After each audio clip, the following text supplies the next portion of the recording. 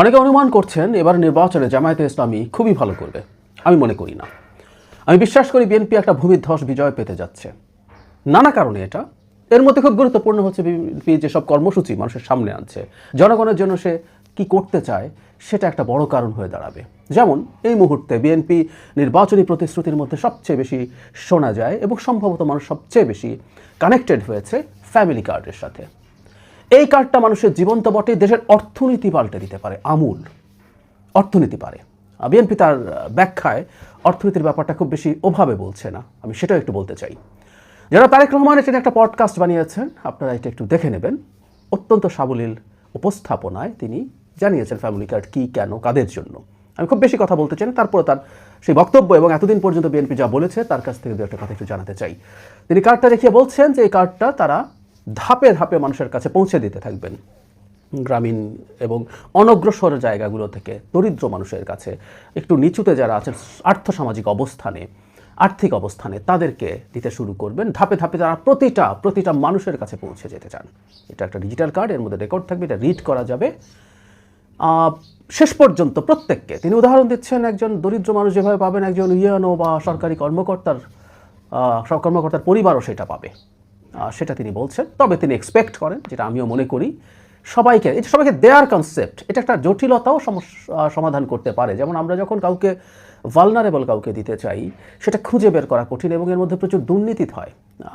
আওয়ামী লীগের সময় দেখেছি আমরা, আওয়ামী লীগের পক্ষ থেকে বলা হয়েছিল সোশ্যাল সেফটি নেটে যারা আছে তাদের বিরাট একটা অংশ, প্রায় 45% আওয়ামী লীগ হিসাব করেই বলেছিল, তাদের অন্য একটা মন্ত্রণালয়, যে তারা সঠিক মানুষের কাছে যায় না, যাদের প্রয়োজন নেই তাদের কাছে যায়। তো সেই যদি হয় প্রেক্ষাপট, যদি সবাইকে দিয়ে দেওয়া যায়, তাহলে আসলে দুর্নীতিটা হচ্ছে না। এবং তিনি রাইটলি বলছেন যে যার প্রয়োজন নেই সেটা নিশ্চয়ই মানুষ নেবেন না। যেমন আমার পরিবার নেবেন না, আমি জানি এরকম আরও অনেক পরিবার আছে এই কার্ডটা নেবেন না। ফলে অ্যাপারেন্টলি যতগুলো কার্ড দরকার তার চেয়ে কম হবে। এবং সেটা যদি হয়, তিনি এটাও বলছেন সেইটা তিনি অন্য পরিবারের মাধ্যমে ওই বাজেটটা বন্টন করে দিতে পারেন। কে দেওয়া হবে এর মাধ্যমে? 2 থেকে 2,500 টাকা, মানে এটা এখন ফিক্সড হয়েছে বলে মনে হয় না। আমি ধারণা করি তিনি এটা পরবর্তীতে যখন ফাইনালি বসবেন বাজেট বা সব কিছু নিয়ে রাষ্ট্র ক্ষমতায় আসার পর, তখন ডিসাইড করবেন। তাহলে 2,000 ন্যূনতম পক্ষে এটা টাকা, অথবা একই রকম অত্যাবশ্যকীয় খাদ্য। আমি স্ট্রংলি বলতে চাই, কোনোভাবেই এটার মাধ্যমে, আই রিপিট, কোনোভাবেই এটার মাধ্যমে খাদ্যদ্রব্য বা কোনো পণ্য দেওয়া উচিত হবে না। আমি জানি দলের মধ্যে থাকা বেশ কিছু মানুষ এবং সরকারে থাকা লোকজন চাইবে খাদ্য বা পণ্য দেওয়া হোক, কারণ এতে অনেকের নানা রকম ব্যবসার পথ খোলে। কিন্তু এটা করতে গিয়ে মহা বিপদ হবে, কারণ হচ্ছে এটা ম্যানেজ করতে গিয়ে যে রাষ্ট্রীয় রিসোর্স খরচ হবে এবং যে পরিমাণ অপচয় হবে সেটা অকল্পনীয়। আজকে মোবাইল ফাইন্যান্সিংয়ের যুগে টার্গেটেড মানুষের কাছে মুহূর্তেই টাকা পৌঁছে দেওয়া যায়। এটা গত সরকারের সময় থেকেই বিভিন্ন রকম সামাজিক সুরক্ষার ভাতা এবং ছাত্রছাত্রীদের বৃত্তি সব এভাবেই গেছে।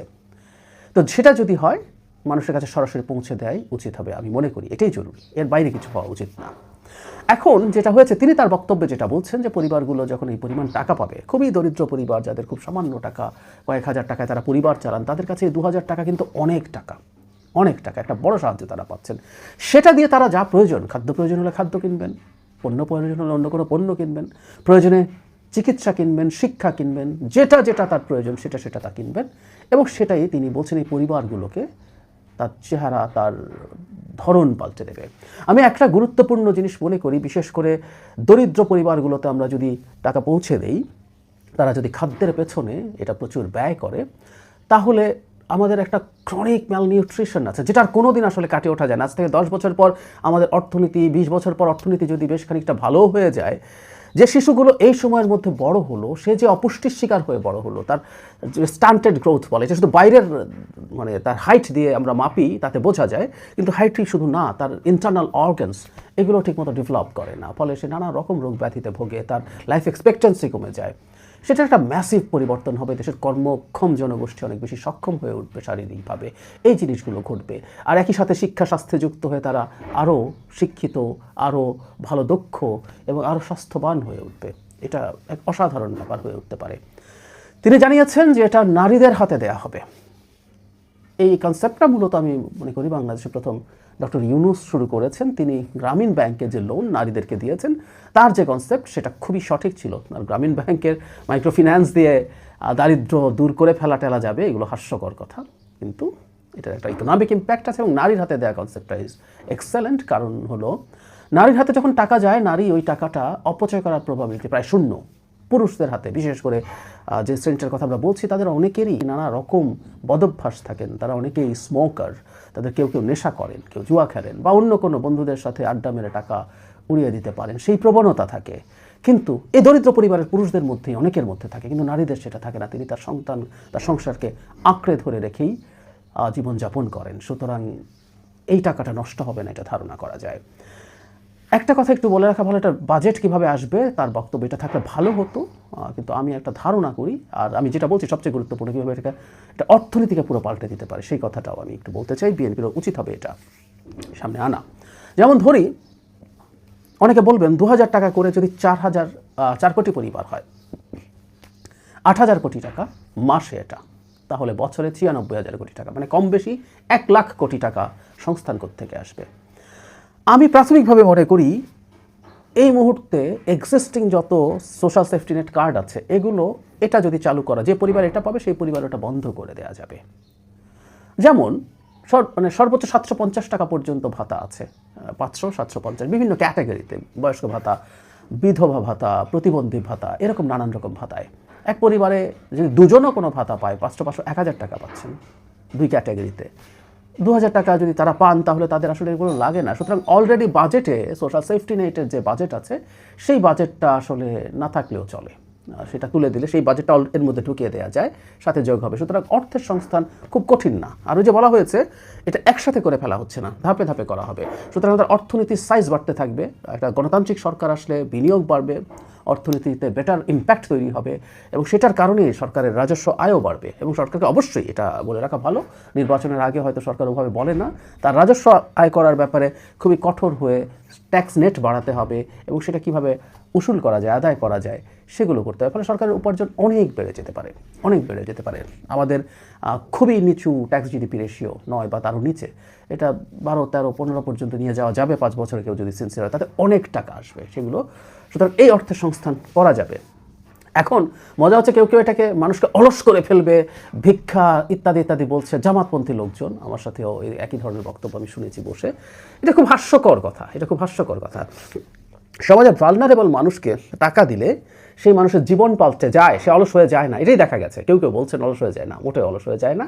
এই পরীক্ষা, আমি একটা কলাম লিখেছিলাম, সবার জন্য ফ্রি মানির স্বপ্ন, মানে এই কলামটা আমি কমেন্টে দিয়ে দেবো। প্রথম আলোতে লিখেছিলাম, সেটা কীভাবে অর্থনৈতিক ইম্প্যাক্ট ফেলে সেটা আমি দেখানোর চেষ্টা করেছি। আপনারা বিস্তারিত পড়বেন। তবে আমি সামান্য এইটুকু বলে রাখি, দরিদ্র মানুষের হাতে বিশেষ করে যখন টাকা যায়, সে টাকাটা তার হাতে থাকে না, মুহূর্তে বাজারে চলে যায়। ওর অবস্থা এতই খারাপ থাকে, এই 2000 টাকা, 2500 টাকাও সেই মানুষটা মুহূর্তে নিয়ে বাজারে চলে যাবেন। খাদ্য হলে খাদ্য কিনবেন, চিকিৎসা ওষুধ হলে ওষুধ কিনবেন, অন্য কোনো পণ্য হলে অন্য কোনো পণ্য কিনবেন, বা একটু সামর্থ্যবান যদি হয়, তিনি তার সন্তানের জন্য তার শখের কোনো খাবার, কিছু চকলেট, চিপস, এগুলো কিনবেন। বাজারে যখন টাকাটা চলে যায়, এটার একটা বড় মাল্টিপ্লায়ার এফেক্ট আছে, 5 গুণ পর্যন্ত ইম্প্যাক্ট করে। 2000 টাকা 10,000 টাকার ইম্প্যাক্ট ফেলতে পারে বিভিন্ন হাতে ঘুরতে ঘুরতে। এই টাকা বাজারে চাহিদা তৈরি করে। মানে আমরা যদি 4000 পরিবারকে 8000 কোটি টাকা প্রতি মাসে বাজারে সরাসরি চলে যায়, এটার 30-40 হাজার কোটি টাকার ইম্প্যাক্ট পড়বে বাজারে। এটা হিউজ, ওটা চাহিদা তৈরি করছে। আমি একটু খানিকটা, মানে অত্যাবশ্যকীয় পণ্য তো বটে, খানিকটা বিলাসী পণ্য, বাচ্চার জন্য চিপস কিনতে গেছেন কেউ, চিপসের ডিমান্ড তৈরি হচ্ছে, সেটা ফ্যাক্টরি তৈরি হবে, মানে ওই ফ্যাক্টরি, যে ফ্যাক্টরি চিপস বানায়, সে নতুন করে ফ্যাক্টরি, মানে তার এটাকে বড় করবে, সে সেটাকে বাড়ানোর চেষ্টা করবে, নতুন এমপ্লয়ি নেবে, ওটাকে কর্মসংস্থান তৈরি করবে। আবার ওখানে যারা চাকরি করবে তাদের বাইং ক্যাপাসিটি বাড়বে, তারা আবার বাজারে যখন খরচ করতে যাবে সেটা আরও ডিমান্ড তৈরি করবে। সো এটার ইকোনমিক ইম্প্যাক্ট ইজ হিউজ।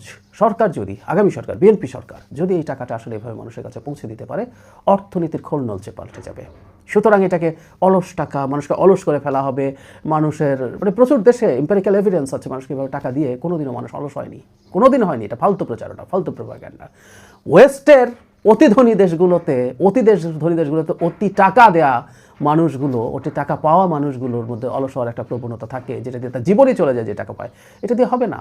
এটা বরং সামান্য একটু মানুষকে সাপোর্ট দেওয়া, এটা তার জীবনটাকে একটু সহজ করে তোলে, একটু দুশ্চিন্তামুক্ত করে তোলে, এটা বরং তাকে আরও বেশি কর্মক্ষম করে তোলে।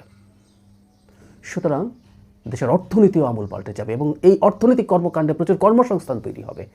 যে কর্মসংস্থান একটা বড় সংকট, বিএনপি নিজে প্রচুর কর্মসংস্থান তৈরি করতে চায়। সুতরাং এই ফ্যামিলি কার্ড কনসেপ্টটা অসাধারণ, এটা টাকা দিয়ে দিতে হবে, মোটেও কোনোভাবে এটা পণ্য হতে পারবে না। আমি মনে করি এটা দেশের অর্থনীতি পাল্টে দিতে পারে, মানুষের জীবন পাল্টে দিতে পারে এবং বিএনপির নির্বাচনী ফলাফলের চমক দেখাতে পারে। আমি বিশ্বাস করি, আমি ধারণা করি গ্রামে গ্রামে এটা নিয়ে চাঞ্চল্য তৈরি হয়েছে, প্রান্তিক মানুষদের মধ্যে ভীষণ চাঞ্চল্য তৈরি হয়েছে এবং বিএনপির ক্যান্ডিডেটরাও নিশ্চয়ই তার নিজস্ব প্রতিশ্রুতির সাথে এই ফ্যামিলি কার্ডও জনগণকে কীভাবে দেওয়া হবে, তার সুবিধা কী হবে সেই ব্যাপারে প্রচারণা চালিয়ে যাচ্ছেন।